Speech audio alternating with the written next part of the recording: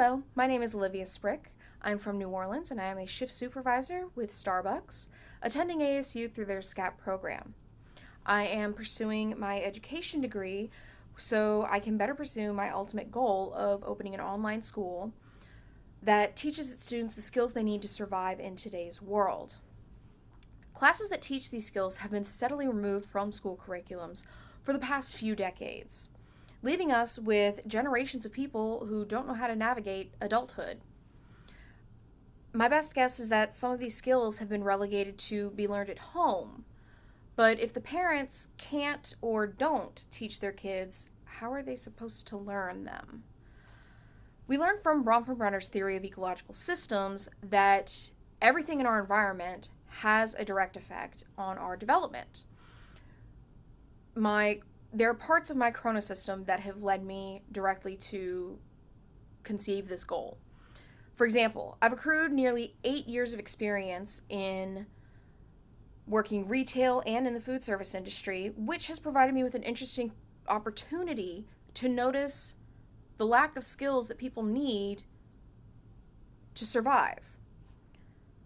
COVID was particularly insightful, revealing just how many people are deficient in the basic skill of cooking.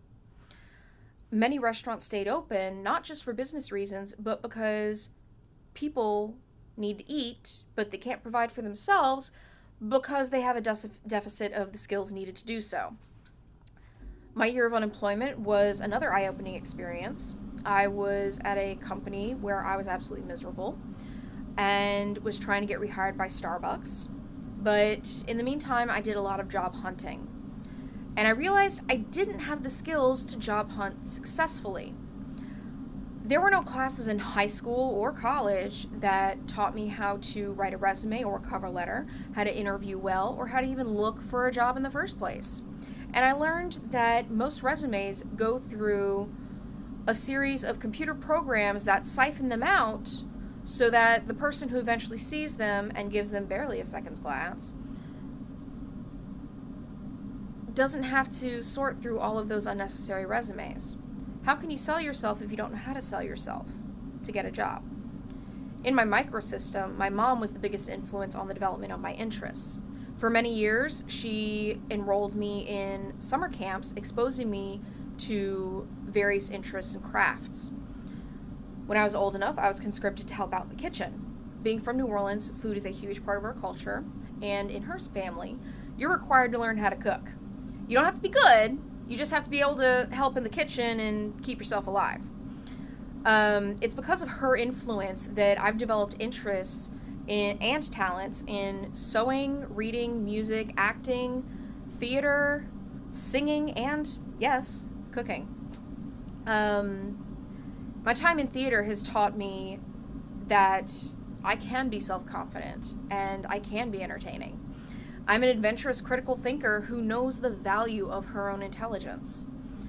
It is through these experiences that I've learned the values of creativity, work ethic, dedication, and patience. Though I agree with Virginia Solesmith that personality tests such as the Myers-Briggs test are similar to tarot card readings, both open the door for introspection. After taking the Myers-Briggs test, I feel that my chosen path is well suited despite its challenges. My results of INFJ with the designation of A are aligned with most of the traits I will need to pursue my goal. I have developed many traits that will be useful in my future career through some of my life experiences, many of which have given me new perspectives. As to the school I want to create, I was surprised to realize that most of my interests coincide with the necessary skills I want to offer. I was lucky enough to have them introduced and encouraged in me, but realized that very few people have had that experience. I myself still lack knowledge in certain areas, such as finance, and while I've pursued some of them, I've only really developed a modest knowledge of them and can still learn more.